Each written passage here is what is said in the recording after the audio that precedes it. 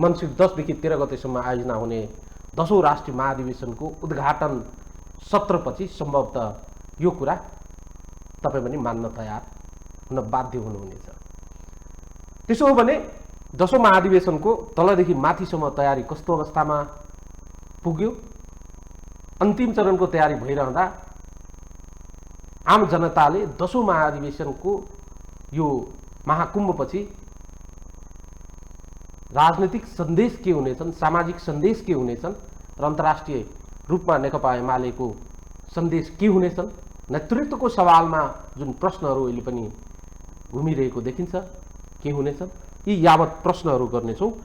हामीसँग हुनुहुन्छ नेकपा एमालेका चर्चित नेता, स्थायी कमिटी सदस्य, 10औं राष्ट्रिय मूल व्यवस्थापन समितिका सचिव विष्णु रिमाल। कार्यक्रममा उहाँलाई स्वागत गर्छु। विष्णु सर, कार्यक्रममा स्वागत गर्न चाहन्छु। धन्यवाद, नमस्कार। अब तपाईँ आफै चाहिँ मूल व्यवस्थापन समितिमा हुनुहुन्छ, तयारीकै सवालमा प्रश्न गर्न मन लाग्यो। गाउँदेखि जिल्ला हुँदै, क्षेत्र हुँदै, प्रदेश हुँदै सबैतिर चाहिँ एक किसिमले सहज तरिकाले प्रतिनिधि चयन भएको छ, अधिवेशनहरू सम्पन्न भएको छ। 10औं महाधिवेशनको राष्ट्रिय महाधिवेशनको सम्मुखै आइपुग्यो। अब हामी तयारी लगभग अन्तिममा पुगेको देखिन्छ दिनहुँ हामीले समाचारहरू सम्प्रेषण गरिरहँदा। यो तयारीको सवालमा कुन लेभलमा पुग्नु भएको छ र तयारी चाहिँ कसरी भव्य रूपमा सम्पन्न हुने यहाँहरूले कसरी योजना बनाउनु भएको छ? सम्भवतः अहिले चाहिँ सबैको चासो र ध्यान त्यतातिर केन्द्रित छ, त्यतैबाट सुरु गर्नु। हुन्छ, धन्यवाद। यहाँले सुरुवातमै भनिसक्नुभयो, हामी तयारीको लगभग अन्तिम चरणमा पुगिसकेका छौँ। यसलाई स्टेप बाई स्टेप नै बुझौँ होइन, दर्शकलाई पनि बुझ्न सजिलो हुन्छ। हामीले अहिले यहाँले उठाउनु भयो जस्तै वडादेखि पालिकासम्म र देशव्यापी रूपमा एकैचोटि चाहिँ प्रतिनिधि छनौट गर्ने काम सम्पन्न गरिसकेपछि हाम्रो ध्यान भनेको अहिले महाधिवेशनको स्थलतिर नै गइरहेको छ। सबभन्दा पहिलो कुरा त हामीले प्रतिनिधि छनौटलाई नै पहिलो प्राथमिकता दिनु पर्थ्यो। त्यही हिसाबले 27 गते हामीले देशभरि एकैचोटि प्रतिनिधि छनौटको काम गऱ्यौँ। अहिलेसम्म हाम्रो तोकिएको सङ्ख्याको हिसाबले हेर्दाखेरि हामीले एउटा चाहिँ अङ्क तोकेका थियौँ, 1979 भन्दा बढी सङ्ख्या नबढ्ने गरी हामी प्रतिनिधि तय गर्छौँ भनेका थियौँ। त्यसमा चाहिँ अब रेसियो तय गर्दा त्यो 1979 अलिकति माथि जान्छ, किनभने मूल अङ्क त्यो हो। तर हामीमा समावेशिताको कुरो छ, क्षेत्रको कुरो छ, त्यो हिसाबले ती क्षेत्रहरूमा कम रेसियोमा प्रतिनिधिलाई आउन दिन हुनासाथै सङ्ख्या अलिकति बढेर जाने स्थिति पुगेको छ। त्यस कारणले गर्दा 2022को हाराहारीमा हामीले प्रतिनिधि छनौट गरेका छौँ र त्यो प्रतिनिधि छनौट भइसकेको अवस्थामा अहिले एमाले त्यसै पनि डिजिटल हो र एमाले त्यसै पनि हाइटेकमा जान्छ र एमालेको प्रत्येक प्रतिनिधि र समितिमा रहने सदस्यहरूको परिचय पत्र हामीले डिजिटाइज गर्दैछौँ। त्यो भनेको हामी अहिले पहिला नव महाधिवेशनमा हामीले गरेका थियौँ, अहिले पनि हामी नव महाधिवेशनमा बारकोड प्रयोग गर्थ्यौँ भने अहिले हामी क्युआर कोडमा गइरहेका छौँ र प्रत्येक व्यक्तिको सूचनाहरू क्युआर कोडमा रहने गरी हामीले कार्डहरू बनाइरहेका छौँ। अहिले प्रतिनिधि व्यवस्थापन सम्बन्धी हामी कार्ड अन्तिम तहमा पुर्याउने, त्यसलाई चाहिँ लजिस्टिकहरू अन्तिम चरणमा पुर्याउने काम गरिरहेका छौँ। यहाँलाई थाहा छँदैछ, हामीले महाधिवेशनको 2टा प्रयोग गरेका छौँ। अहिले विगतमा कम्युनिस्ट पार्टीहरूको महाधिवेशनमा एउटै महाधिवेशनबाट नीति र नेतृत्व चयन गर्ने काम हुन्थ्यो, नीति तय गर्ने र नेतृत्व चयन गर्ने काम हुन्थ्यो। अहिले हामीले चाहिँ नीति र विधिको कुरा गोदावरीमा भएको प्रथम विधान महाधिवेशनबाट गऱ्यौँ। नीतिगत कुराहरू, वैचारिक कुराहरू अब हामीले छलफल गर्नुपर्ने जरुरी भएन, किनभने त्यहीँ टुङ्गो गरिसक्यौँ। सर्वसम्मत ढङ्गले त्यहाँ पनि आफ्नो नीति पास गऱ्यौँ। अब अहिले हामी नेतृत्वको तहमा प्रवेश गरेका छौँ। त्यस कारणले गर्दा यो महाधिवेशनमा हामी मूलतः जस्तो गोदावरीदेखि चितवनसम्म जाँदाखेरिको एमाले गर्नु खोजेको के हो भनेर कसैले सोध्यो भने हाम्रो जवाफ के हो भने गोदावरीमा हामी कार्यकर्ता पङ्क्ति इन्ट्याक्ट छ र चोइटेर गएँ भन्नेहरू, पार्टी फुटाएर गएँ भन्नेहरूले खासै असर पारेको छैन भन्ने कुरो कार्यकर्ता तह र आम जनतालाई देखाउन चाहन्थ्यौँ। 6347 प्रतिनिधि जो हाम्रो त्यहाँ सहभागी हुनुभयो, उहाँहरूले एकअर्कालाई हेरेर नै पार्टी दुरुस्त छ भन्ठानेर जानुभयो। एउटा सन्देश त्यो दियौँ हामीले। त्यो भव्य थियो र त्यसको मिडियाले राम्रैसँग प्रशंसा पनि गरेको छ, प्रचार पनि गरेको छ। अहिले चितवनमा हामी सबल र सुदृढ एमाले आयो भन्ने चाहिँ सन्देश दिन चाहन्छौँ। त्यसको लागि पहिलो स्टेप भनेको हामीले ठुलो सङ्ख्यामा चाहिँ जनपरिचालन गर्दैछौँ।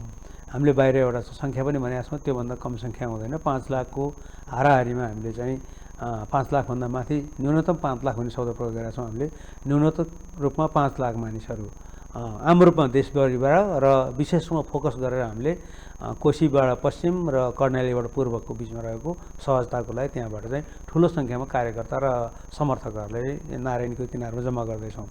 हामी जम्मा गरेर आफ्नो कुरा त राख्छौँ त्यसलाई सबैले थाहा पाउन् भन्नको लागि हामीले मुख्य मेजर पार्टीहरू संसदमा रहेका मुख्य दलहरूलाई पनि स्वयं प्रधानमन्त्रीज्यूलाई नै सामान्य प्रधानमन्त्रीज्यूलाई नै हामीले निम्ता गरेका छौँ। उहाँहरूलाई पनि त्यहाँ शुभकामना दिनलाई नारायणीमै राखेका छौँ। यो तरिकाले एमाले जनताको साथ पनि छ, कार्यकर्ता पनि इन्ट्याक्ट छ भन्ने एउटा सन्देश दिन चाहिरहेको छ।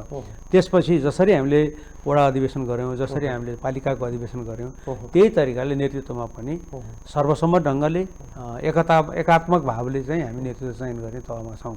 मैले यसो भनिरहँदा चाहिँ एउटा प्रसङ्ग मैले जोड्न चाहन्छु कि पहिला एमालेको बारेमा चित्रित गरिने पक्ष के हुन्थ्यो भने एमालेमा कचिङ्गल हुन्छ, झमेला हुन्छ भन्ने थियो।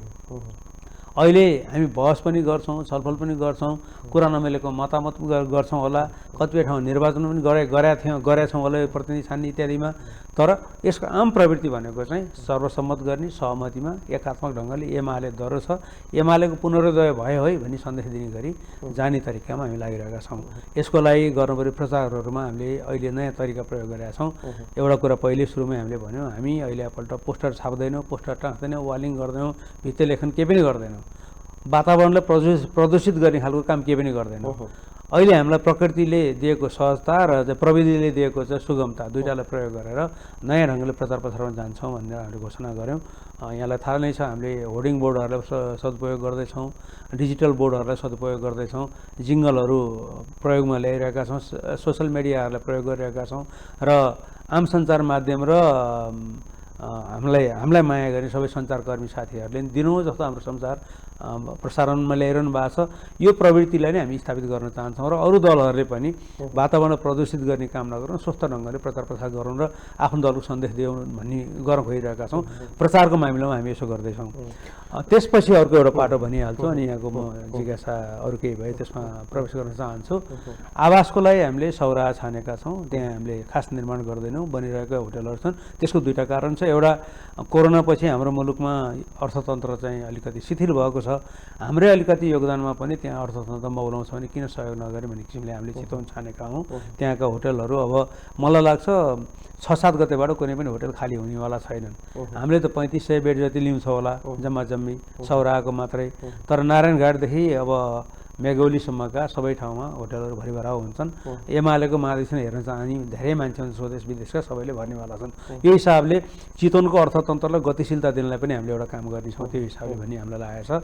अर्को विषय चाहिँ भनेको हामीले अर्थसङ्कल्पको मामिलामा अहिलेको पटक कसैसित चन्दा माग्ने योजना बनाएनौँ र हामीले आफ्नै सदस्यमाथि भर परेर अगाडि जान खोज्यौँ। त्यसलाई पनि हामीले बढी डिजिटाइज गऱ्यौँ। यहाँलाई थाहा नै छ, हामीले हाम्रो एप दियौँ र त्यसपछि हामीले आफ्नो एउटा चाहिँ QR कोड बाहिर दिएका छौँ। त्यसको आधारमा चाहिँ 100 रुपियाँ प्रत्येक सदस्यले 100 रुपियाँ दिनुहोस् भनेर आह्वान गरेका छौँ। त्यो कलेक्सन उत्साहजनक छ र हाम्रो 8,55,453 सदस्य भेरिफाइड सदस्य हुन्। ती सदस्यहरू सबैले नै न्यूनतम 100 रुपियाँ दिनुहुन्छ भन्ने हामीलाई विश्वास छ। यो तरिकाले एमाले महाधिवेशन तयारी म सौराहाको प्रसङ्ग आइसकेपछि म यता टुङ्ग्याउँछु, त्यसपछि म अन्य विषयमा छिर्न चाहन्छु। सौराहा चयन गर्दा पनि एक किसिमको राष्ट्रिय राजनीतिमा तरङ्ग नै उत्पन्न भएको थियो। अब त्यहाँ हुनुको पछाडिको नेकपा माओवादी केन्द्रका अध्यक्ष के अरे पुष्पकमल दाहाल प्रचण्डको निर्वाचन क्षेत्र भएको कारणले पनि अलिकति बढी तरङ्गित हुनु पर्यो। नारायणीको किनारबाट जुन प्रकारको सन्देश प्रवाह गर्न खोज्नु भएको छ, राष्ट्रिय राजनीतिमा यसको सन्देश त छँदैछ, अन्तर्राष्ट्रिय रूपमा पनि यसले केही फरक तरिकाको सन्देश दिने तपाईँहरूको तयारी हो। जुन कुरा चाहिँ अझै तपाईँहरूले चाहिँ डिस्क्लोज गर्नुभएको छैन हामीसँग, मिडियासँग, त्यो दिन त्यहीबाट गर्ने केही योजना छ कि तयारीको हिसाबले, एउटा सन्देशको हिसाबले र एउटा जुन महत्त्वका जुन लोकेसन चयन गर्नुभएको छ त्यसको हिसाबले यसको पछाडि केही लुकिएको छ कि भन्ने जस्तो देखिन्छ? होइन, खासै रहस्य यसमा केही छैन, त्यसलाई रहस्यमय पनि बनाउनु हुँदैन। तर 2-3वटा कारण चाहिँ छन्। हामी चितवनमा किन गयौँ भन्नेमा त्यसको अरू कुनै राजनीतिक कारण छैन। त्यसमा कुनै दललाई, कुनै दलको नेतालाई, कुनै दलको चाहिँ नेताको निर्वाचन क्षेत्रलाई अथवा चाहिँ आफ्नो निर्वाचन क्षेत्र बलियो बनाउनलाई भन्ने किसिमको होइन। किन एमाले जहाँ जान्छ त्यहाँ आफ्नो ठाउँ त बनाइहाल्छ। किनभने अहिलेको राष्ट्रिय राजनीतिमा एमाले र एमालेको अध्यक्षले नै सबैले प्रभावित पारिरहनु भएको छ। तपाईँ सबैले मानेकै कुरा हो। हामीले नेकपा एमालेद्वारा आयोजना गरिएको नेकपाको महाधिवेशनहरू विभिन्न ठाउँमा गरेका छौँ। एक ठाउँ मात्र गरेका छौँ। चौथो महाधिवेशन हामीले सिराहामा गऱ्यौँ। 5औं महाधिवेशन हामीले काठमाडौँमा गऱ्यौँ, त्यो आफैमा महत्त्वपूर्ण थियो। पहिलोचोटि कम्युनिस्ट पार्टीले चाहिँ राज्यले बनाएको हलमा गरेको अधिवेशन त्यही नै होला। त्यसपछि अरू कम्युनिस्ट पार्टीहरूले नि गरे, एमाले एकाडेमीमा गरेका थियो र रङ्गशालामा उद्घाटन गरेका थियो। 6औं महाधिवेशन हामीले नेपालगञ्जमा गऱ्यौँ, 7औं महाधिवेशन हामीले जनकपुरमा गऱ्यौँ, 8औं महाधिवेशन हामीले बुटवलमा गऱ्यौँ, 9औं हामीले काठमाडौँमा गऱ्यौँ। यसपछि स्वाभाविक ढङ्गले ठुला सहर खोज्दाखेरि हामीले सानो सहर खोजेर हुँदैन थियो। अहिले हामी पोखरा जान चाहेनौँ, सानो हुन्छ सहर भन्थ्यौँ। हामीले ठुलो सहर खोज्दाखेरि हामीले जम्मा 2टा सहरमध्ये एउटा सहरमा जानु पर्थ्यो, कि चितवन जानु पर्थ्यो कि विराटनगर जानु पर्थ्यो। र मुलुकको संहितामा गइसकेपछि केन्द्र भाग कहाँ पर्छ भन्दाखेरि चितवन पर्छ भन्ने निष्कर्ष निकालेर हामीले चितवनलाई आफ्नो ठाउँ छाने एउटा थियो। दोस्रो, यसले नारायणीको प्रसङ्ग उठाउनु भयो। नारायणीको किनारमा हामीले चाहिँ एउटा ठुलो सभा चाहिँ मेची महाकाली अभियानको समयमा पनि गरेका थियौँ। जतिखेर एमालेलाई अलि लखेट्ने काम गरिन्छ, त्यसपछि हामी नारायणीकै पानी छोएर, कोसीकै पानी छोएर, कर्णालीकै पानी छोएर, मुलुकको माटो छोएर एमाले मुलुकमै छ र एमाले जिस्काउने काम नगर भनेर भन्ने गर्थ्यौँ। त्यसको अर्थ रहेका छन्, त्यसको परिणाम पनि सुखद आएका छन् विगतमा पनि। अहिले हामी त्यो फेरि दोहोऱ्याउन चाहन्छौँ। त्यसो कुरा अन्तर्राष्ट्रिय जगतसित अहिले भर्खर COP26 भयो होइन, जलवायु परिवर्तन सम्बन्धी पर्यावरणीय कुराहरू पनि छ। हामीले चितवनलाई छान्नुको कारण भनेको पर्यावरणसँग जोडेर पनि हो। भन्नेले त अनेक कुरा भनेका छन्। हामीले प्रयोग गरेको बिम्बललाई पनि अनेक ढङ्गले चाहिँ मस्कटलाई नै उडाउने काम पनि गरिरहेका छन्। कसैले चाहिँ पशुको हातमा चाहिँ हँसिया हथौडा दियो पनि भनेका छन्, कसैले पशुलाई चाहिँ बदनाम गरे भनेका छन्, कसैले गैँडा राखेर एमाले चाहिँ दुर्लभ हुन खोज्यो भनेर भनेका छन्। मान्छेलाई भन्न दिउँ, उनीहरूको तुष्टि मेट्न दिउँ। तर हामीले भन्दाखेरि लोगोलाई सार्वजनिक गर्दै के भन्यौँ भने चितवन भनेको एउटा चाहिँ निकुञ्जको क्षेत्र पनि हो। त्यहाँ दुर्लभ र काहीँ नपाइने एक सिङ्गे गैँडा त्यहीँ मात्र छ। त्यो गैँडा पनि अहिले चाहिँ यो जलवायु परिवर्तनको कारणले गर्दाखेरि प्रकृतिलाई छोडेर बस्तीमा आउन थालेको छ। हामी प्रकृति फ्रेन्डली बन्नुपर्छ भनेर त्यो हिसाबले हामीले चितवनलाई चिनाउनुको लागि गैँडा प्रयोग गऱ्यौँ। गैँडालाई 1 को रूपमा उभ्याउने प्रयत्न पनि गऱ्यौँ। आफ्नो चुनाव चिन्हलाई 0 को रूपमा प्रयोग गरेर 10 पनि बनायौँ र सँगसँगै हरियो घाँसको पछाडि गैँडालाई राखेर हामी प्रकृति प्रेमी बन्न चाहँदैछौँ है भनेर भन्न खोज्यौँ। यिनै आधारमा चाहिँ हामीले चाहिँ चितवनमा चाहिँ पाइने गैँडा, त्यसपछि त्यसलाई जोडेर बनाइएको चाहिँ यो चाहिँ मस्कट एकै ठाउँ जोड्न खोजेका हो। त्यही नै हो कुरो, त्यहाँभन्दा बढी धेरै छैन यसमा। म अब अलिकति भित्र प्रवेश गर्न चाहे। जुन परिस्थितिमा तपाईँहरूले विधान महाधिवेशन गर्नुभयो, विधान महाधिवेशनमा जुन प्रकारको उत्साह रह्यो तपाईँको पार्टीको कार्यकर्ताको तलदेखि माथिसम्म, जुन प्रकारको तपाईँहरूले एउटा सकारात्मक सन्देश राष्ट्रिय राजनीतिमा र पार्टीभित्र दिने तयारी गर्नुभयो, उपस्थितिको हिसाबले हेर्दा र प्राथमिकताको हिसाबले हेर्दा एकैपटक नेतृत्व नीति विधि चयन गर्दा चाहिँ किचलो भएको देखिन्थ्यो, लम्बिने सम्भावना पनि देखिन्थ्यो। यसपालि त्यति नलम्बिने अपेक्षा गर्न सकिन्छ। तर सवाल र प्रश्न कहाँ हो भने विधान महाधिवेशनमा 6000 भन्दा बढी प्रतिनिधिहरूको सहभागिता रह्यो। अहिले राष्ट्रिय महाधिवेशन नेतृत्व चयन गर्ने राष्ट्रिय महाधिवेशन भेला गर्दा तपाईँहरूको प्रतिनिधि लगभग 2000 प्लसको हाराहारीमा रहेको। प्राथमिकताको हिसाबले हिजोको भन्दा आज अलिकति फरक स्थितिमा पुगेको हो तपाईँहरू। जस्तै विधान महाधिवेशनलाई बढी प्राथमिकता दिनुभयो तपाईँहरूले र नेतृत्व चयन गर्ने कुरा अलिकति कम प्राथमिकतामा पर्यो कि भने त्यसो होइन। यसमा चाहिँ कस्तो भने नेतृत्व कसरी छान्ने भन्ने सन्दर्भमा विश्वभरि नै यस्ता महाधिवेशनहरू जहाँ नेतृत्व पनि छानिन्छ त्यसको प्रतिनिधि सङ्ख्या विशाल हुँदैनन् कि। हामी कहाँ त वैज्ञानिकतामा जाने चलन छैन होइन, प्रणालीमा जे मन लाग्यो त्यही गर्ने पनि चलन छ। पार्टीको सदस्य धेरै हुँदैमा प्रतिनिधि सङ्ख्या ठुलो हुन्छ भन्ने होइन। कतै पार्टीहरूले चाहिँ डाइरेक्ट भोटिङ गर्छन् होइन, हरेक मेम्बरले भोट हाल्ने भनेर भन्छन्। अधिकांश ठाउँमा चाहिँ एउटा फिक्स सङ्ख्यामा नै प्रतिनिधि हुन्छ। तपाईँले चिनको चाहिँ अब भन्नुहोस् न, झन् 10 करोड त्यहाँको सदस्य सङ्ख्या छ पार्टीको, तर त्यहाँ कहिले पनि 2000 भन्दा माथि त्यो पार्टीको चाहिँ प्रतिनिधि हुँदैनन् महाधिवेशनमा। र त्यसको केन्द्रीय कमिटी पनि हाम्रोभन्दा सानो छ होइन। हामी कहाँ स्थायी समिति झन्डै 33 जनाको छ, चिनिया स्थायी समिति जम्मा 7 जनाको छ। त्यो हिसाबले अनेक प्रयोगहरू भएको छन्। हामीले चाहिँ नीति विचार जस्तो कुरामा चाहिँ व्यापक सहभागिता जरुरी छ भन्ने ठान्यौँ। तर अब यो नेतृत्व छान्नेमा चाहिँ यसको अर्को पनि विधि छ। जस्तो अहिलेको जो प्रतिनिधि छानिनु भएको छ, वान टाइम भोट हालेर सिट दिने प्रतिनिधि होइन, यसको लामो चाहिँ यसको प्रभाव छ। हामीले चाहिँ जो प्रतिनिधि छानिन्छ ती प्रतिनिधिहरूलाई 5 वर्षसम्म कायमै राख्छौँ। यो अहिलेको नयाँ प्रयोग हो हाम्रो।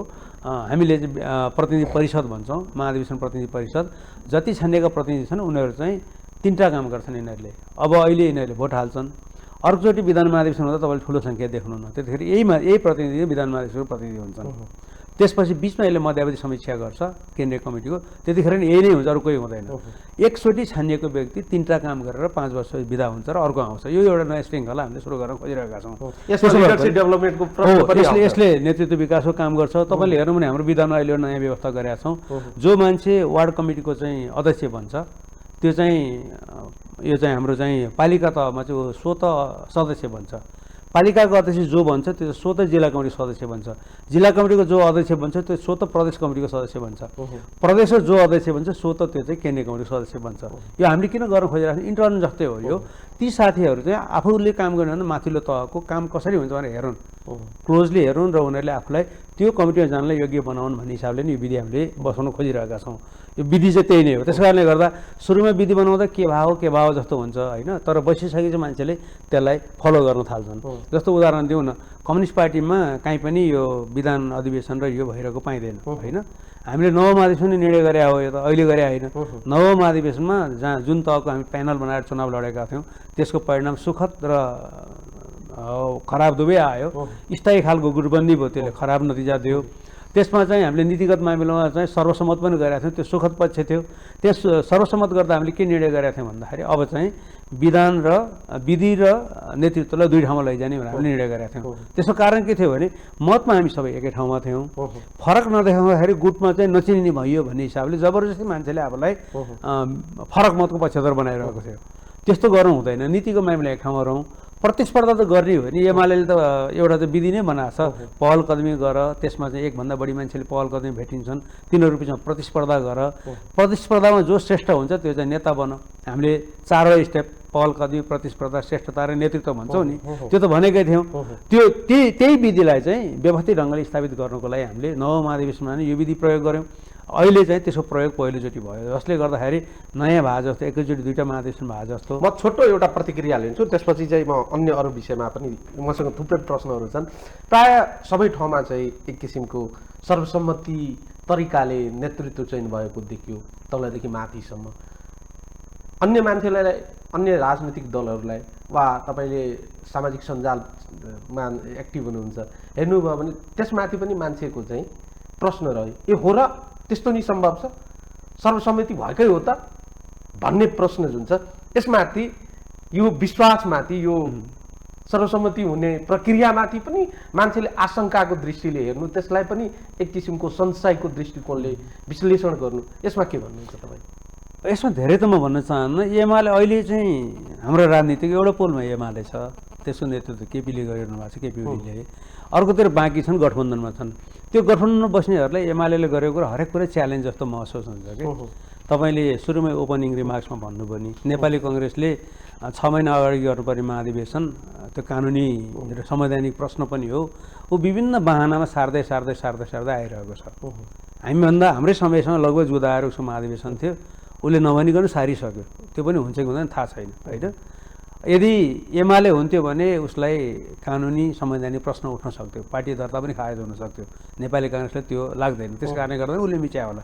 तर जुन तरिकाले एमाले विधान अधिवेशन गर्यो, जुन तरिकाले एमाले एकै दिन वडाहरूको अधिवेशन गर्यो, 6000 भन्दा बढी वडाको, जुन तरिकाले एमाले इलाका र पालिकाको एकै दिन गर्यो 753 भन्दा बढीको, र 2 दिनमा चाहिँ एमाले 3 लाख भन्दा बढी आफ्नो मेम्बरहरूको कमिटीमा चुन्यो, त्यसले के प्रभाव पार्यो भने अब उम्किन कसैलाई ठाउँ नदिने तहमा त पुर्यायो। कोरोनाको कसको बाहनाबाजी बनाएर उम्किन त खोजिरहै रहेका थिए नि मान्छेहरू।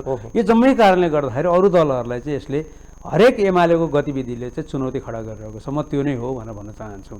सर्वसम्मति सन्दर्भमा चाहिँ के हो भने अरू कि जबरजस्ती सर्वसम्मति गरेतिर जान्छन् कि चाहिँ भाँडभैलो गरेर लोकतन्त्रको, यो त लोकतन्त्र हो, हामी डेमोक्रेटहरू यस्तै हुन्छ भनेर भन्ने गर्छन्। हामी एमालेहरू त्यसो गर्दैनौँ। हामी के भन्छौँ भने सबैभन्दा राम्रो सहमतिमै जाने हो, सहमति गर्नुहोस्, सहमतिमा नेतृत्व गर्नु, आलो पालो मिलाएर जानुहोस्, टर्म मिलाउनुहोस् भनेर भन्छौँ हामीहरू। यदि तपाईँहरू सहमत हुनुहुन्छ जबरजस्ती नगर्नुहोस् है, ढङ्ग पनि राख्नुहोस्, जो जितेर आउनुहोस् त्यसलाई सहज ढङ्गले अगाडि बढ्न दिनुहोस्। अहिले मत धेरै ल्याउन नसक्ने साथी अलि बढी मेहनत गर्नुहोस्, तर प्यानल चाहिँ नबनाउनुहोस्। हामीले यही भनिरहेको छौँ। तपाईँले अहिले हाम्रो मूल प्रवृत्ति भनेको वडादेखि लिएर पालिकासम्म र राष्ट्रिय प्रतिनिधि छान्नेसम्म भने मूल प्रवृत्ति सहमति रह्यो। कतिपय ठाउँमा त चुनावै पनि भएको छ नि, एउटा जिल्लामा त जन्मसङ्ग्रहै जस्तो भएको छ। त्यो बाहिर हामीले भनिरहेका छैनौँ, आवश्यक पनि ठानेन। एउटा जिल्लामा त प्रत्येक सदस्यले भोट हाले। भोट पनि कसरी हाल्यो भने वडामा ढङ्ग राखेर भोट हाले प्रतिनिधि छान्नलाई। अहिले यही महाधिवेशनमा अनि सदरमुकाम ल्याएर भोट गरेर आफ्नो प्रतिनिधि छानिरहेको त्यो पनि भएको छ। कहीँ कुनै विग्रह छैन, कुनै तिक्तता छैन साथीहरूमा। कोही जित्नुहुन्छ, कोही हार्नुहुन्छ। हारे पनि ठिकै छ, कम आयो, सदस्यले कम पत्यायो भन्नुहुन्छ, जिते पनि माथि नुन ठिकै छ, अहिलेपल्ट मैले जितेँ भन्नुहुन्छ। यो चाहिँ एमालेको मूल प्रवृत्ति हो कि यही नै अहिले चाहिँ सबैलाई चुनौती जस्तो बनिरहेको छ जस्तो मलाई लाग्छ। अब अलिकति राजनीतिक विषयवस्तुमा प्रवेश गर्न चाहन्छु। जस्तै नेकपा एमालेको गत निर्वाचन पछिको पोजिसन हेर्ने हो भने देशको सबैभन्दा ठुलो दल, सरकारको नेतृत्व गरेको दल, तपाईँहरूलाई सरकारको 5 वर्षसम्म सरकार सञ्चालन गर्नुहोस् र हिजोको निर्वाचनमा तपाईँहरूले आम जनताबीच जे कमिटमेन्ट गर्नुभएको थियो तपाईँहरूको म्यानिफेस्टोलाई लिएर त्यसलाई पुरा गर्नुहोस् भन्ने एक किसिमको तपाईँहरूलाई चाहिँ म्यान्डेट थियो। समय परिस्थिति राजनीतिक परिवेशले अहिले तपाईँहरूलाई प्रतिपक्षमा पुर्याइदिएको छ।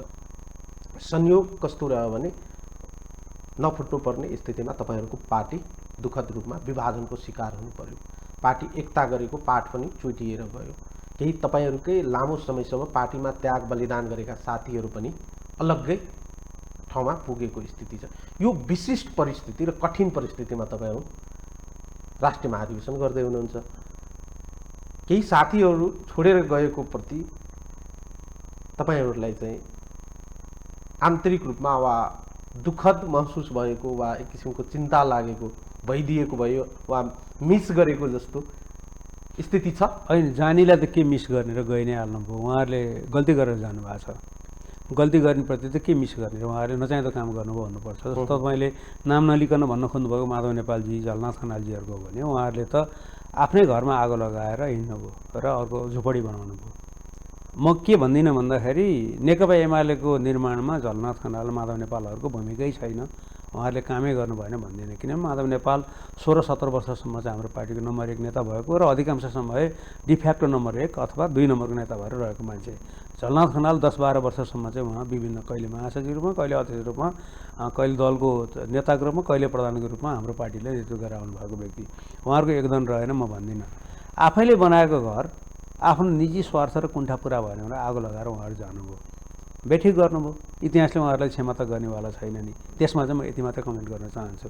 उहाँहरूको चोइस हो, छोडेर जान सकिन्थ्यो, निष्क्रिय बस्न सकिन्थ्यो, तर आफ्नो कुण्ठा र तुष्टिकरणको लागि चाहिँ भइरहेको चाहिँ आन्दोलन ध्वस्त पार्नु चाहिँ गलत थियो। त्यो उहाँहरूले एकदम गल्ती गरेर जानुभयो।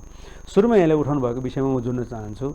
हामी एमालेहरूले 17 सिट कम बहुमतको लागि 17 सिट कम हुने गरी म्यान्डेट पाएका हौँ। त्यो घोषणापत्र हाम्रो मात्रै थिएन, त्यो चाहिँ वाम लोकतान्त्रिक गठबन्धनको थियो। वाम लोकतान्त्रिक गठबन्धनभित्र अर्को एउटा ठुलो हिस्सा भनेको प्रचण्डजीले नेतृत्व गर्नुभएको नेकपा माओवादी केन्द्र थियो र प्लसमा चाहिँ हृदय त्रिपाठी लगायतको स्वतन्त्र विचार समूहको रूपमा रहनुभएको प्रजातान्त्रिक साथीहरू हुनुहुन्थ्यो। हामी सबैको साझा रूपमा हृदयजी लगायत हामीले त चुनाव चिन्ह एउटैमा लड्यौँ। प्रचण्डजीले पहिला चुनाव चिन्ह एउटै भन्नुभयो, पछि ऊ छिट्टेर अर्कोमा जानुभयो र साझा मेनिफेस्टोमा गयौँ।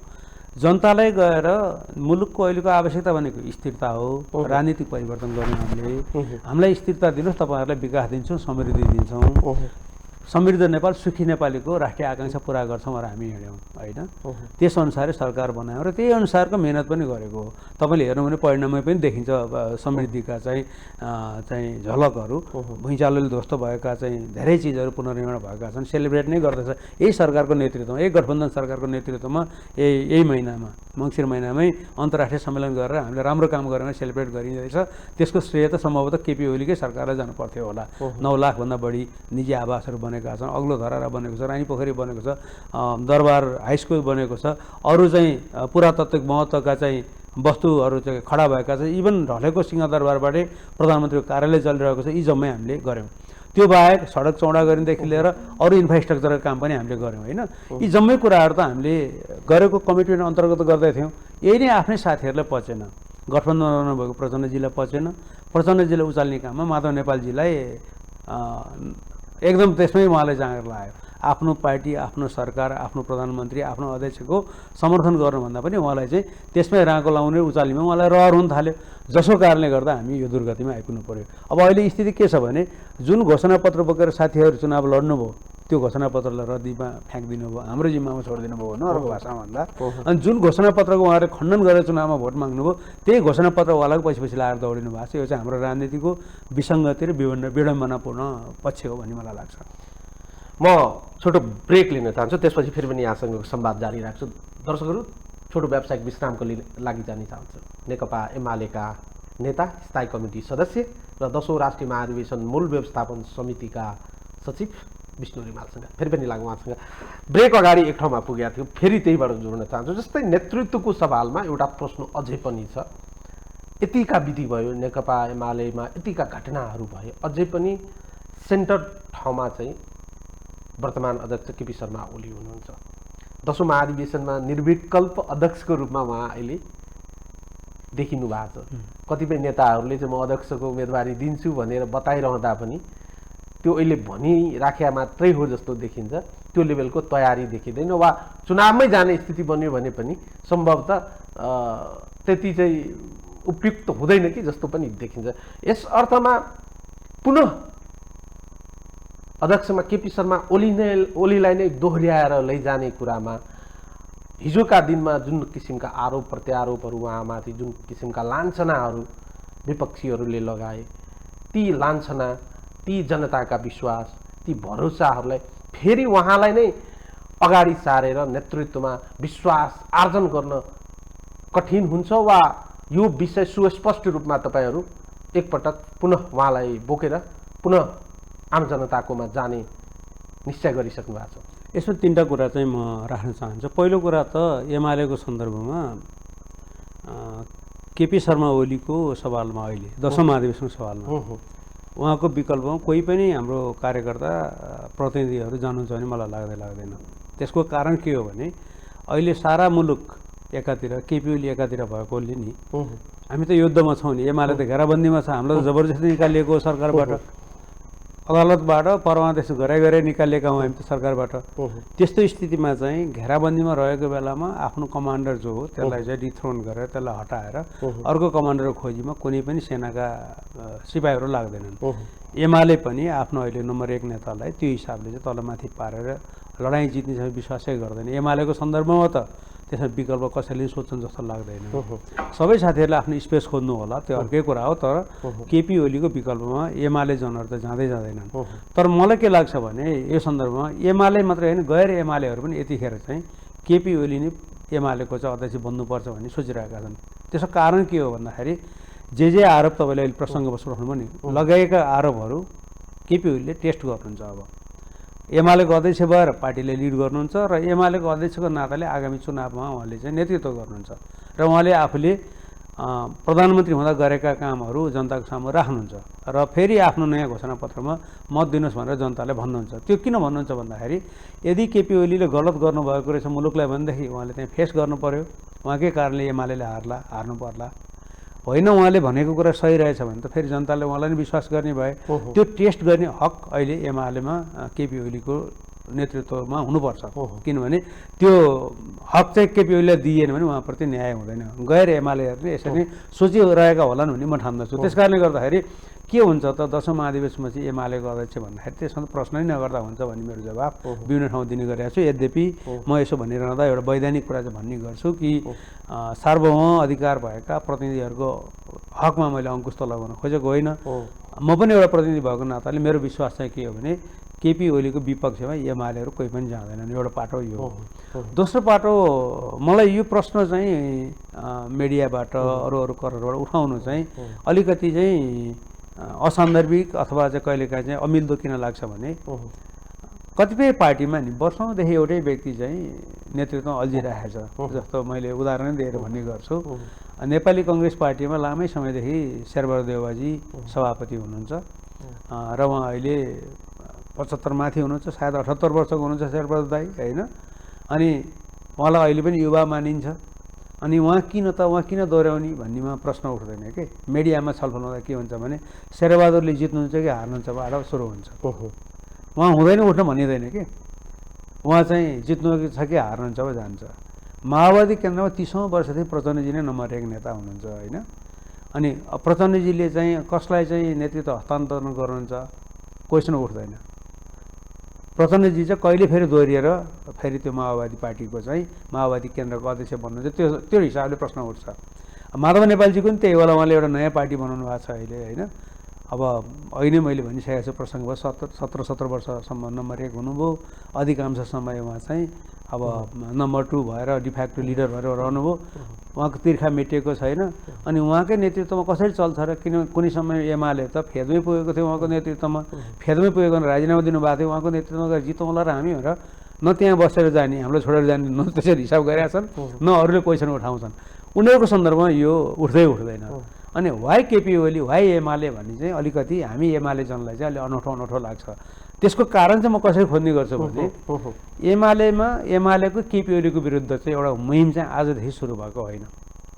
जतिखेर संविधान जारी गरियो नि, त्यो जतिखेर नाकाबन्दी हामीमाथि थोपरियो नि, त्यो बेलादेखि सुरु भएको उहाँको विरुद्धको लडाइँ नि लखेटाइ नि यो जारी छ। त्यो जारी रूप हो भनी ठान्दछौँ र हामी यो प्रश्नलाई त्यही आँखाबाट हेरेर जवाफ दिने गर्छौँ। नत्र त एमाले जस्तो पार्टी त यो कुनै पनि छ जस्तो मलाई लाग्दैन। एमाले त एउटा विधि नै बनायो त, त्यो पनि नवमाधिसमा बनाएको। 2 टर्म कार्यकारी भएपछि बिदा हुने अनि 70 वर्ष क्रस भएपछि कार्यकारीमा उठ्न नपाउने। हामीले त त्यो नै गरे, अरू कुनै पार्टीले गरेका छैन।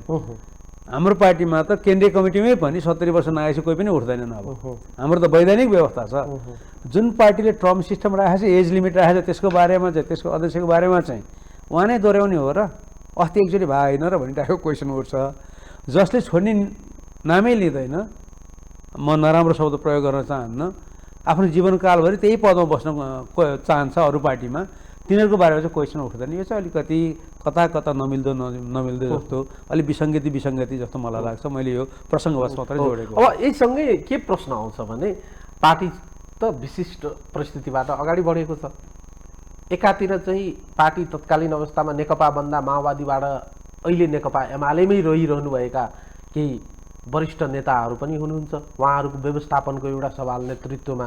अर्को के भयो भने तत्कालीन अवस्थामा माधव कुमार नेपालसँग रहनुभएका धेरै नेताहरू जो नेकपा एमालेकै नेता हुन्, 10 बुँदे सहमतिपछि माधव कुमार नेपालको त्यो पार्टी टुक्राइको विरुद्धमा नगइकन उहाँहरू चाहिँ मूलधारको पार्टीमा बस्नुभयो। उहाँहरूको व्यवस्थापन, यी 2टा समूहको व्यवस्थापन नेतृत्वमा अहिले कसरी गर्नुहुन्छ, यसको बारेमा चाहिँ यहाँहरूले चाहिँ यसमा चाहिँ एउटा स्पष्ट म के पार्न चाहन्छु भने एमाले अहिले ब्लकहरूको चाहिँ महासङ्घ होइन, एमाले एकल छ अहिले है। एमालेको अध्यक्षको नेतृत्वमा, केपी ओलीको नेतृत्वमा सबै हामी त्यहीँ छौँ। हाम्रो पृष्ठभूमि फरक छन्। एमालेको जन्म नै विचित्र तरिकाले भएको। यहाँले हेर्नुभयो भने 19 सालपछि जब तेस्रो महाधिवेशनपछि नेकपा टुटफुट भयो नि, एमालेको जन्मको सुरुवातै यो विसङ्गति, अकर्मण्यता, टुटफुटको विरुद्धको विद्रोहबाट भएको है। 2035 सालमा नेकपा मालेको रूपमा अहिलेको एमालेको पूर्व रूप बन्दाखेरि 9वटा त मेजर पार्टी नै थिए, त्यस्ता सयौँ समूहहरू मिसेर माले बन्यो। त्यसपछि 47 सालमा आएपछि एमाले बन्दाखेरि मार्क्सवादी र एमाले मिलेर माले बनेर एमाले बन्यो। हामीले टिकाउन सकेनौँ। 75 सालपछि माओवादी केन्द्र र एमाले मिलेर नेकपा बनायो। हाम्रो मूल प्रवृत्ति भनेको चाहिँ विभिन्न घाटबाट होइन, विभिन्न धाराबाट आएका मान्छेलाई एक ठाउँमा मिसाइसकेपछि विशाल नदी बनाउने, नारायणी बनाउने। अहिले तपाईँले नारायणीको प्रसङ्ग उठाउनु भयो नि, त्रिशुली पनि आउँछ, मर्स्याङदिनी आउँछ, कालीगण्डनी आउँछ, मिसिएपछि त्यो नारायणी बन्छ। त्यहाँ कुन चाहिँ त्रिशुली हो, कुन चाहिँ मर्स्याङदिनीमा छुट्याउँदैनौँ हामी। ठिक त्यस्तै अहिले एमालेमा पनि पूर्व माओवादी हुँदाखेरि प्रसन्नजीको नेतृत्वमा रहेका र नेकपा बनेपछि केपी शर्मा ओलीको नेतृत्वले स्वीकारेर रहनुभएका साथीहरू, त्यो पृष्ठभूमिका साथीहरू पनि हुनुहुन्छ, नेता नै हुनुहुन्छ, कार्यकर्ता नै हुनुहुन्छ, विभिन्न तहको हुनुहुन्छ। हिजोको वैचारिक द्वन्द्वमा माधव नेपाललाई साथ दिनुभएको र नवमाधिवेशनको चुनाव हुँदाखेरि माधव नेपालको प्यानलबाट चुनाव लड्नुभएको साथीहरू, जसले पार्टी नै फुटाउने काम गर्न थालिसक्यो, यो त गलत काम गर्नुभयो माधव नेपालले, उहाँलाई छोडेर यता रहनुभयो, उहाँहरू पनि हुनुहुन्छ। तलदेखि माथिसम्मै छौँ हामी। यी सबैमा अहिले को रैथाने एमाले, को चाहिँ आगन्तुक एमाले भन्ने विभाजन छैन कि, हामी सबै एमाले छौँ। र अब यसमा हामी हेक्का राख्छौँ, सबै पृष्ठभूमिको हेक्का राख्छौँ। तर नेतृत्व निर्माण गर्दाखेरि योग्यता, क्षमता, उसको चाहिँ आवश्यकता हेरेर नै तय हुन्छ र त्यसमा नेतृत्वले त्यसमा छलफल पनि गर्छ। कमिटीगत रूपमा पनि छलफल होला अथवा वान अन वान पनि छलफल होला। त्यो छलफलमा चित्त बुझ्दाखेरि सर्वसम्मत भएर जाला। त्यो छलफलमा चित्त बुझेन भनेदेखि ल त्यसो भए तपाईँ मित्रवत स्वस्थ प्रतिस्पर्धा गर्नुहोस् पनि भनिएला। हामीले त मूल व्यवस्थापन कमिटीकोबाट त इलेक्ट्रोनिक्स भोटिङ गर्ने भनेर भोटिङ मेसिनै हायर गरिसकेका छौँ, मोलै बाहिर भनिसकेका छौँ, 100वटा मेसिन प्रयोग गर्दैछौँ हामीहरू। त्यसमा साथीहरू स्वस्थ ढङ्गले प्रतिस्पर्धा गर्नुहोस्, जसले धेरै भोट ल्याउनुहुन्छ त्यो चाहिँ नेतृत्व गर्न अगाडि बढ्नुहोस्, जसको कमाउँछ अर्कोचोटिलाई प्रयास गर्नुहोस्। हामी त्यही नै भन्छौँ। एमालेको मूल प्रवृत्ति भनेको एकता हो कि जस्तो तपाईँले तुलना गरेर हेर्नुहोस् न, माओवादी केन्द्र र एमालेको बिचको दुईवटा डिस्टिङ चरित्र छ कि त्यही चरित्रको कारणले गर्दा सायद हामी टिकाउन सकेनौँ कि एकता भन्ने मलाई लाग्छ। माओवादी केन्द्रमा कुनै बहस विवाद भयो भने त्यसको परिणति भनेको चाहिँ के हुन्छ भन्दाखेरि तर अरे भन्ने प्रश्न यहाँनिर के छ भने जस्तै 10 बुँदे सहमतिपछि पार्टीमै रहनुभएका साथीहरू हामीले पार्टीको एकता जोगाउन महत्त्वपूर्ण भूमिका निर्वाह गर्यो, त्यस अनुसारले हाम्रो चाहिँ नेतृत्वमा दाबी रह्यो भन्ने प्रसङ्ग एउटा। अर्को प्रसङ्ग के रह्यो भने पार्टी एक ढिकामा र फेरि चोइटिँदा हामीले चाहिँ माओवादीलाई साथ नदिएर हामी मूलधारको पार्टीमा रहेको हुनाले हाम्रो चाहिँ भूमिकाको अलिक बढी चाहिँ क्रेडिट र ठाउँ पाउनुपर्ने हास्य र अनि यो बार्गेनिङ दुइटै रहेको होइन, यो त बार्गेनिङ गर्ने अनि त्यहाँबाट लेनादेनाको कुरै होइन नि, नेतृत्व निर्माणको कुरा लेनादेनाको कुरा हो। र यसो नगरेर हिँड्छु भन्ने त अवसरवाद भइहाल्यो नि। हामीले त अस्ति थेमै पास गऱ्यौँ त, दक्षिणपन्थी अवसरवाद र साङ्गठनिक अराजकतालाई चाहिँ परास्त गरौँ भनेर थेमै पास गरेका छौँ त हामीले। त्यस कारणले गर्दा यो पाइनँ भने म यसरी रहन सक्दिनँ कि मैले त्यही भन्दै थिएँ तपाईँले अहिले उठाउनुभयो बिचमा कि एमालेको मूल प्रवृत्ति भनेको नि बहस गर्ने हो, थलो छोडेर हिँड्ने होइन कि। माओवादी केन्द्रको चाहिँ मूल प्रवृत्ति के रहेछ भने कुरा नमिलेपछि विग्रह गर्ने, टुटफुट गरेर हिँड्ने, जत्रो टुक्रो भयो भने हुन्छ, बिलाए नै हुन्छ, त्यस्तो रहेछ उहाँहरूको चाहिँ। एमालेमा बहस त जहिले नै भएको छ त। 35 सालमा माले पनि 39 सालमा महाविपत्ति विवाद सुरु भयो हाम्रो। संस्थापक महासचिव नै हामीले हटायौँ 39 सालमा त सिपी मैनालीजीलाई, झलनाथ खनालजी महासचिव बन्नुभयो। 46 सालमा हामीले चौथो महाधिवेशन गऱ्यौँ, कुनै हल्लै नभइकन चाहिँ नेतृत्व ट्रान्सफर भयो, झलनाथजीबाट चाहिँ मदन भण्डारीमा आयो होइन। मदन भण्डारीको पालोमा आएपछि उहाँ महासचिव बन्दाखेरि ओभरहेल्मिङली सबैले सपोर्ट गरे, विचारमा मात्रै हामीले त्यहाँ बहस गऱ्यौँ, विचारमा भोट भयो, मतामत भयो, 4-5वटा विचारमा हामीले भोट हाल्यौँ, सार्वजनिक रूपले चाहिँ हाम्रो विचारले बहस गरायौँ होइन। एमालेहरू चाहिँ कस्ता हुन्छ भने बहस गर्नु पर्दा कम्मर कसरी बहस गर्छन्, जमेरै बहस गर्छन्, आफ्नो तर्क मजासँग राख्छन्। जतिखेर चाहिँ युनिफाइड हुनुपर्ने छ, बहस गर्नु आवश्यक छैन भने ठान्छ, एमाले शान्त बस्छ। अहिले धेरैले त्यही अप्ठ्यारो लागिरहेको छ, किन शान्त भयो एमाले भन्दाखेरि अहिले बहस गर्ने बेला होइन, एमाले त आफूलाई सबल सुर्ती देखाउने बेला हो। यो चाहिँ धेरै मान्छेलाई अनौठो लागेको छ कि उनीहरूले के मात्रै देखाएको छन्, एमालेको बहस गरेको फेस देखाएका छन्। उनीहरूले के मात्रै देखाएको छन् भने बहस भएपछि माओवादी फुटेको देखाएका छन्, काङ्ग्रेसै पार्टी पनि फुटेको देखाएका छन्। एमाले चाहिँ त्यस्तो पार्टी होइन, एमालेमा बहस हुन्छ। जस्तो भने नि मैले, हामी कुरा मिलेर ढङ्ग थापिहाल्छौँ, ढङ्ग थाप्छौँ, एउटा जित्छौँ, अर्को हार्छौँ, हारेपछि फेरि त्यही चुप लाग्यो। अर्को के देखियो भने एकातिर सर्वसम्मतिले नेतृत्व चयन होस् अपेक्षा आम कार्यकर्तामा पनि रहेको देखिन्छ, शीर्षस्थहरूमा पनि रहेको देखिन्छ। तर फ्याट्टै सामाजिक सञ्जाल चार्दै जाँदा मेरो उम्मेदवारी फलानुमा छ, दाबी यसमा छ, म उम्मेदवारी दिन्छु भने तर्कना पनि होइन। विस त गर्न पाउँछन् सबैले आफ्नो विस राख्न पाउँछन्। त्यसपछि सल्लाहमा हामी यसरी जाउँ भन्नु नि पाइन्छ। मूल रूपमा चाहिँ सल्लाहमा यसरी पार्टी बनाउँ भन्दाखेरि चाहिँ सहमतिमा जाउँ भन्दा कोही साथीले होइन म प्रतिस्पर्धामा जान्छु भने उहाँहरूले छुट पनि पाउनुपर्छ कि। प्रतिस्पर्धामा जानलाई हामी रोक्दैन, एमाले रोक्दैन। तर अहिले मैले भने नि अहिले यतिखेरको आवश्यकता सहमति हो, हामी सहमतिलाई नै उच्च प्राथमिकता दिन्छौँ। अहिले मैले भने नि वडादेखि पालिकासम्म, त्यसपछि राष्ट्रिय महाधिवेशन प्रतिनिधि छान्दासम्म पनि यसको मूल प्रवृत्ति सहमति रह्यो। सबै ठाउँमा सर्वसम्मत गरेर साथीहरू आउनुभयो। तर सबै ठाउँमा भयो र भएन नि, कतिपय ठाउँमा त चुनाव भयो, एक ठाउँको त मैले जन्म सङ्ग्रह जस्तै भयो भनि नै सकेँ तपाईँलाई। यो त सत्य कुरा हो, हामीले केही कुरा लुकाएका छैनौँ, सार्वजनिकै छन् जम्मै कुराहरू। त्यो भएकोले यो एमाले हो कि, एमालेलाई मान्छेले यसरी बुझ्नु पर्यो। र डेमोक्रेसी भनेको के हो, अन्तर्पार्टी लोकतन्त्र भनेको के हो भन्ने कुरो आफूलाई लोकतान्त्रिक भन्नेहरूले पनि बुझुन् भन्ने चाहिँ हामी एमालेहरू चाहन्छौँ। अब नेकपा एमाले माथि बारम्बार एउटा प्रश्न तिर्स्याउने गरेको र अलिकति फिङ्गर आउट गर्ने गरेको के हो भने समावेशिताको सवालमा नेकपा एमाले अलिकति बढी रिजिड भयो कि भन्ने चाहिँ आरोप लागिरहन्छ। मान्छेहरूले यस्ता किसिमका लान्छनाहरू पनि लगाइरहन्छ। मुलुक समावेशिताको मूलधारको स्पिरिटमा गइसकेको छ, हामीले सङ्घीय संरचनालाई एडाप्ट गरिसकेका छौँ र समावेशिता सङ्घीय संरचनाको मूलभूत चाहिँ एउटा बिम्ब र आधारको रूप पनि बनिसकेको छ।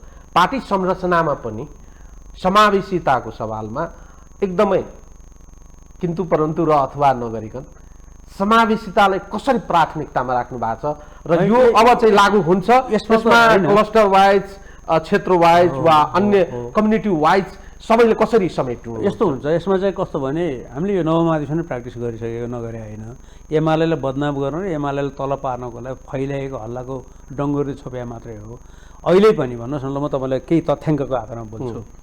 हाम्रो 8,55,453 सदस्यमध्ये महिलाको सङ्ख्या भनेको 23.84% हो। मलाई अङ्कै थाहा छ, किन म भेरिफाइडमा छु अहिले। 23.84% हाम्रो महिला सदस्य सङ्ख्या हो।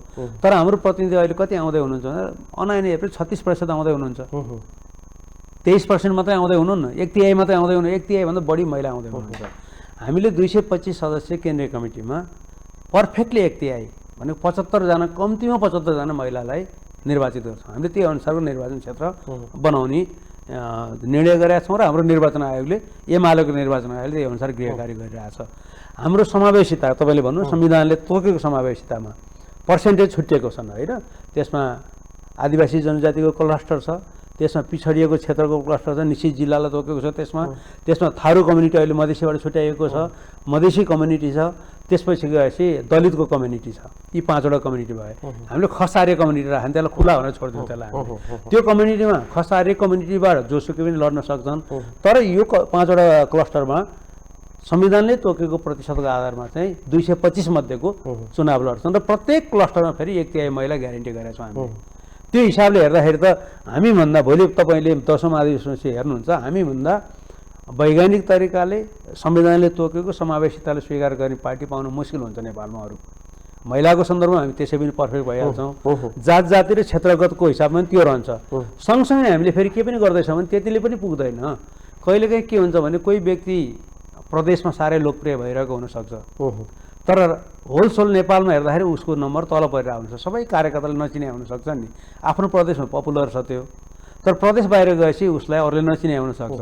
यदि खुला ठाउँमा त चुनाव लड्न त त्यसो भए केन्द्रीय कमिटीमा भन्यो भने उसले चाहिँ हार्न सक्छ। ऊ एउटा खास प्रदेशको पपुलर मान्छेले हार्न सक्छ भनेर हामीले 7वटै प्रदेशलाई बराबरको वेट दिएका छौँ। 6 जना, 4 + 2, 2 जना महिला 1/3, 4 जना पुरुष चाहिँ प्रदेशबाट केन्द्रमा चुनेर आउने बनाएको छौँ हामीले। प्रदेशको अध्यक्ष त पदेन आउने भइगयो, त्यो इन्टर्न भएर आउने भइहाल्यो। यो हिसाबले हामीले नेतृत्व निर्माण पनि सबै वैज्ञानिक विधिलाई प्रयोग गर्दैछौँ। त्यस कारणले गर्दाखेरि मलाई के लाग्छ भने अरूले टिप्पणी गरे पनि, क्वेसन उठाए पनि, औँलो ठड्याए पनि हिँड्ने चाहिँ मान्छेहरूको बाटो चाहिँ हामी जे गर्छ त्यही बाटोमा हिँड्नेवाला छन्। किन उनीहरूले यसरी वैज्ञानिक हिसाब गरेकै छैनन्। अनि हामीले गरेको बाटोमा जाने। अब हामीले अहिले इलेक्ट्रोनिक भोटिङ मेसिन प्रयोग गर्दैछौँ। मलाई लाग्छ नेपाली कङ्ग्रेस पनि त्यही ठाउँमा पुग्छ होला भोलि। 14-15 दिनसम्म भोट गरेर को बस्छ र? इलेक्ट्रोनिक भोटिङ नै ठिक रहेछन् पुग्छन्। मैले सुनेको छु एउटा दलले त हाम्रो चाहिँ महाधिवेशन सिधा भोलिपल्ट उसको महाधिवेशन थियो अरे, हाम्रो इलेक्ट्रोनिक भोटिङ मेसिन प्रयोग गर्न पर्ने भएर उसले 2 दिन 3 दिन महाधिवेशनको डेट नै सार्यो भन्ने सुनिरहेको छु मैले। यो त हामीले लिड गरिरहेछौँ, टेक्नोलोजीमा लिड गरिरहेछौँ होइन, विधिमा लिड गरिरहेछौँ। यही हो। त्यस कारणले गर्दा लगाएका आरोपहरू चाहिँ आरोप मात्रै हुन्, त्यहाँ त्यतिभन्दा बढी म 2टा प्रश्न गर्छु र बिट मार्छु कार्यक्रमलाई। अब मूलभूत प्रश्न के हो भने तपाईँहरूको महाधिवेशन लगत्तै एक किसिमले मुलुकमा चुनावको तरङ्ग चाहिँ थोर बहुत रूपमा देखिन थालेको छ।